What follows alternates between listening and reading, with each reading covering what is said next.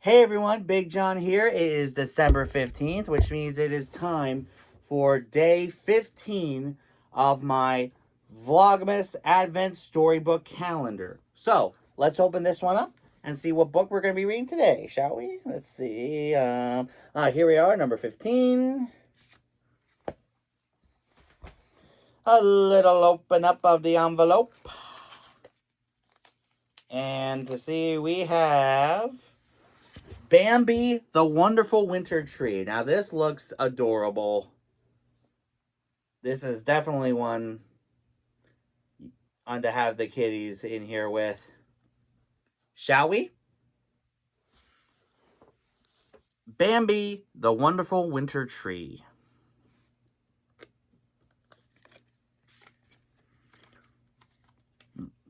Bambi woke up one morning to find that the whole world was covered in a soft white blanket.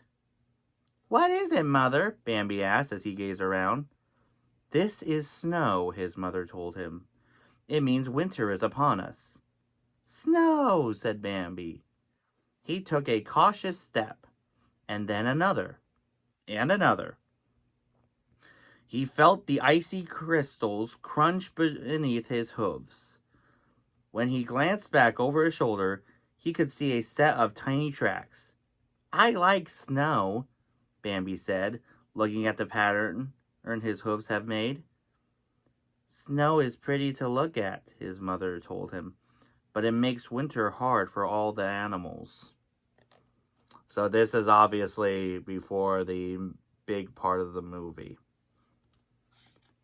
I'm sorry. I just had to. Bambi was about to ask her why winter was harder than other seasons when his friend Thumper came hopping over. "Hiya, Bambi," said the bunny. "Come on, let's go sliding." He led Bambi to the pond, which was frozen solid. Thumper slapped at the ice with his foot. "Come on, it's all right," he told Bambi. You can just hear this. You can just hear the music from the movie in this part.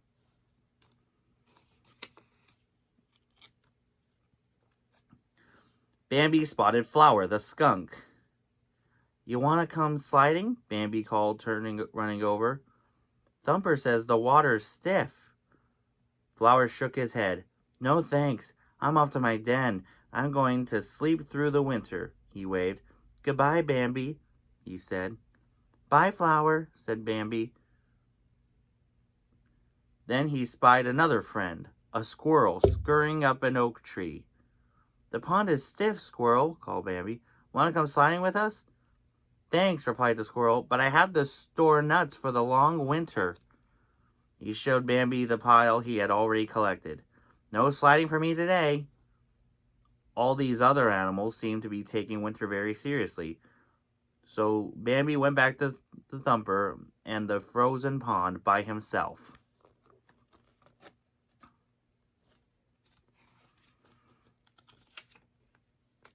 Whee!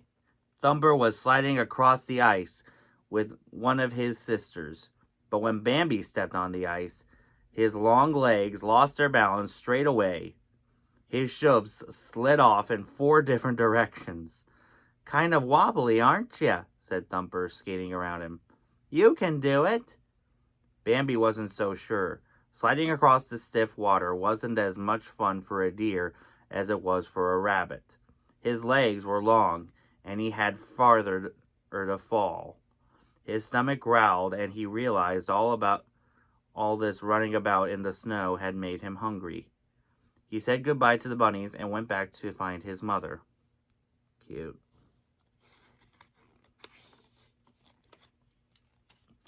"Mother, I'm hungry," Bambi told her. In the spring, summer, and fall, they had been able to find food almost everywhere they looked.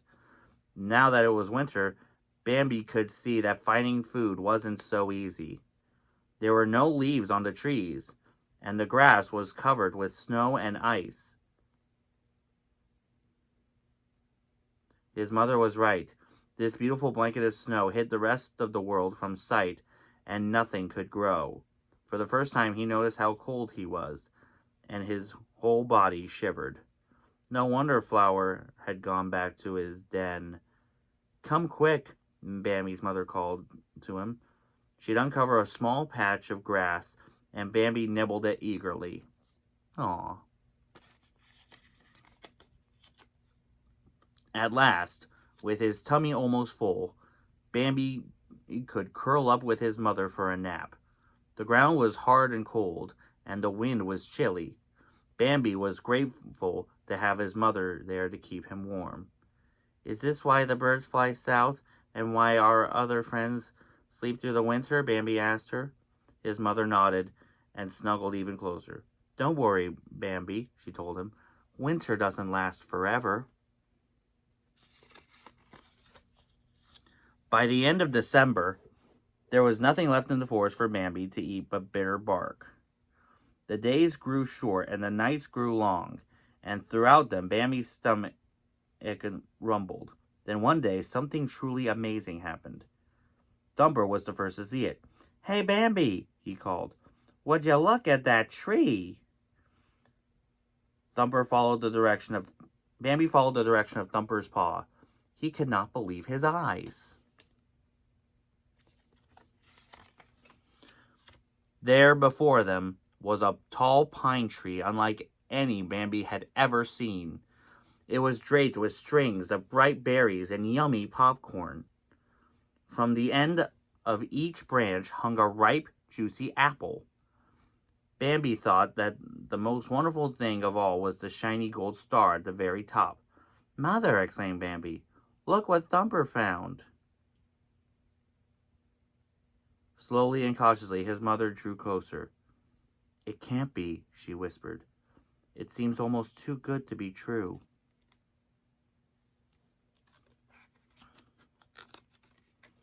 "What is it, Mother?" Bambi asked.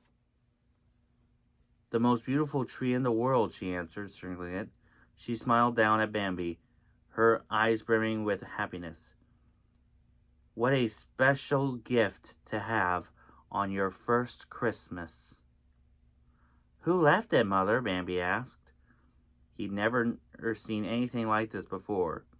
"I don't know," she replied. "Maybe someone who loves animals." Thumper said, "No one who loves animals," Thumper said, hopping up and down. "This is the best gift ever."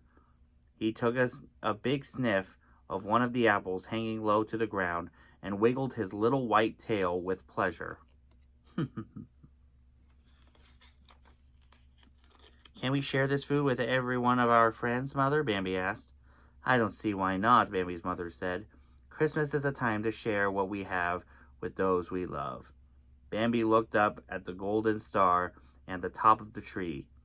Then he glanced at the sky. The sun was just beginning to go down. He knew that very soon there would be a star twinkling in the sky, just like the one at the top of the tree.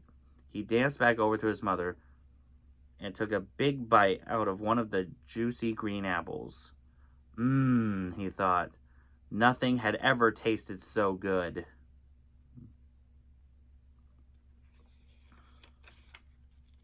Gazing up at the star and at the beautiful winter tree, Bambi could feel a happy, warm glow swelling inside him. There was enough food on the tree to feed all the animals who were hungry. What a magical gift, thought Bambi. Winter was long and hard, and yet it could be wonderful after all. Now that was a very, very cute story. I absolutely loved that one. So anyway, let me know in the comments what your thoughts are on the story. And as always, if you have any questions on how to do Disney for people with disabilities, let me know in the comments. I'll make sure it gets into a future video. If you haven't subscribed here yet to the Big John Network, what in the Walt Disney World are you waiting for? And ding the bell for notifications so you never miss a second of the fun. And until next time, may the mouse be with you.